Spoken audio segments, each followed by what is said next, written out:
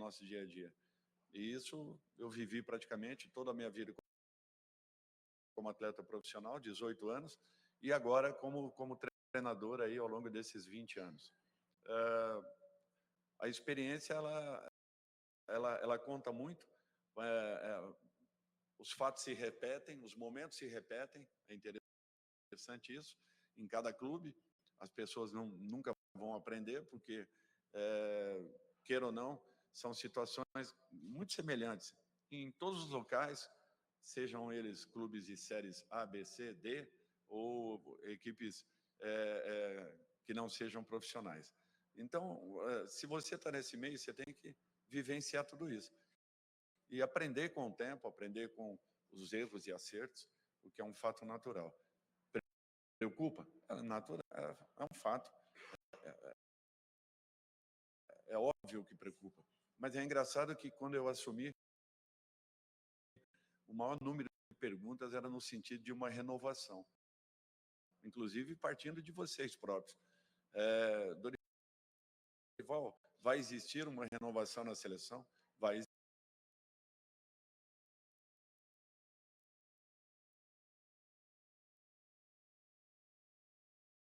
existir. Nós estamos fazendo uma mudança considerável em termos de nomes, dando oportunidades a muitos jovens, garotos, e, ao mesmo tempo, necessitando extremamente de resultados. Então, assim, eu também, em alguns instantes, eu quero entender o que todos nós queremos. Nós queremos as mudanças com o resultado no dia seguinte. Ninguém é mágico para fazer tudo isso. Nós queremos mudanças com um time consistente para que possamos chegar ali na frente, aí sim, alicerçados em condições reais de podermos disputar uma final de Copa do Mundo. Então, nós temos que pensar. Eu não fujo aquilo que assumi desde o início. É uma reformulação, eu enfrento, é uma condição. Agora, a impaciência faz parte. Por isso, eu tenho que estar sempre um pouco alheio a todo esse movimento, entendendo que os resultados são fundamentais e importantes.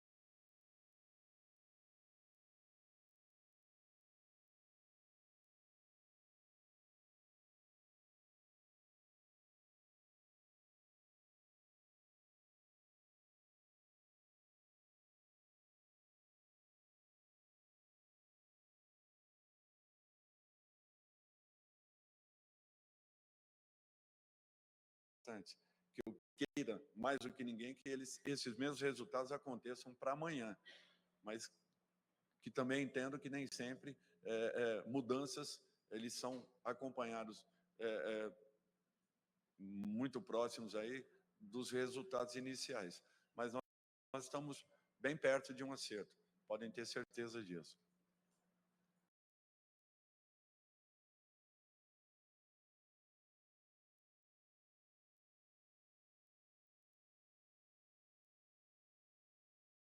Dorival, bom dia. Thiago Ferri, do Grupo Globo. Dorival, você falou bastante sobre o ataque, mas uma outra mudança que você indicou é no meio-campo, com a saída do Bruno Guimarães. Foi um jogador que foi titular em 9 das 10 partidas que você teve aqui na seleção.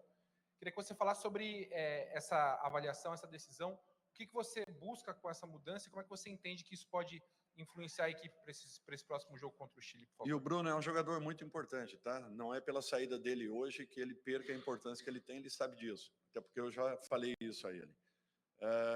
É apenas uma tentativa de um acerto, de termos um meio-campo um pouco diferente. Com o homem que estava um pouco mais acostumado a ter aí uma chegada, como é o caso do Paquetá. Ele já executou essa função em outros momentos aqui dentro mesmo da seleção brasileira. De repente, nós possamos tentar repetir tudo isso. Até porque nós vamos ter um jogador como o Rafinha por dentro também, que poderá dar esse apoio ao nosso setor de meio campo. E com isso, fortalecemos um pouco mais a nossa retomada de bola e a nossa chegada ao gol adversário com um jogador com essa característica. Não quer dizer nada que, de repente, dentro da própria partida, o Bruno não possa manter a importância que ele sempre teve dentro do nosso grupo. até porque foi um dos melhores jogadores, se não o melhor, da Copa América, jogando dentro das formações que nós tivemos em todos os jogos. Bruno, para mim, talvez tenha sido um dos maiores destaques. Bom dia, Dorival. Pedro vai ter Copa.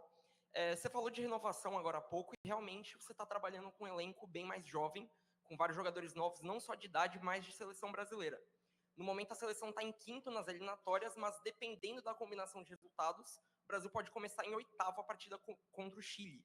Como é que você enxerga esses jogadores, principalmente os mais jovens, encarando essa pressão de devolver o Brasil para a zona de classificação para a Copa do Mundo? Nós temos que fazer a nossa parte e não nos preocuparmos com o resultado dos outros. Eu prefiro olhar aqui com otimismo, de repente nós possamos ganhar mais uma posição ao final dessa rodada. E, de repente, ao final da segunda partida em Brasília, nós possamos estar mais próximos dos líderes do campeonato. Eu procuro olhar com otimismo e não com esse pessimismo. Confio no trabalho, no desenvolvimento e nesses meninos que aí estão. Professor, tudo bem? Silvestre, da Gazeta. Então, vamos pensar em otimismo, porque é muito fácil também apontar, na atual circunstância, os defeitos da seleção brasileira. Tem gente que reclama da escalação, da convocação, desempenho de jogador, torcedor perdeu o tesão pela seleção, aquela coisa toda.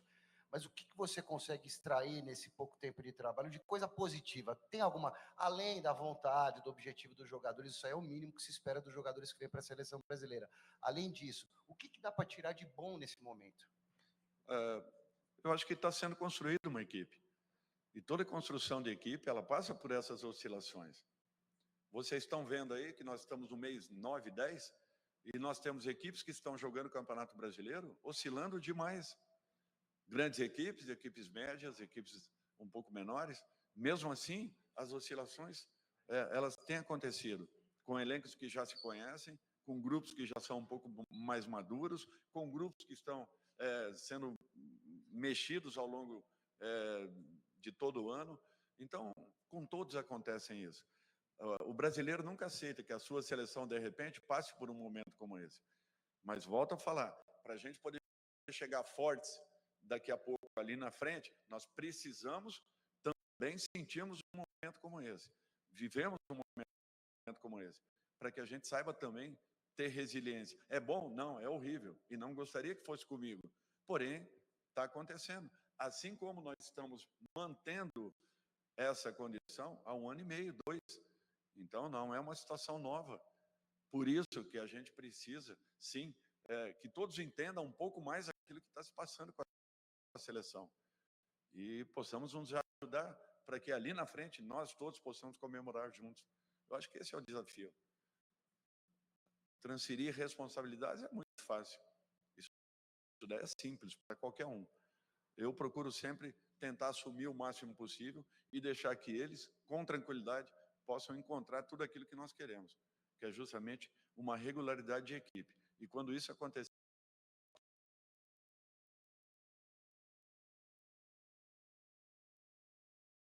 ter certeza, as coisas vão fluir de uma maneira muito mais clara e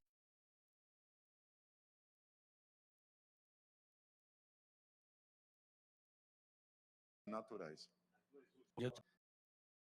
Pela escalação que você pretende vai levar a campo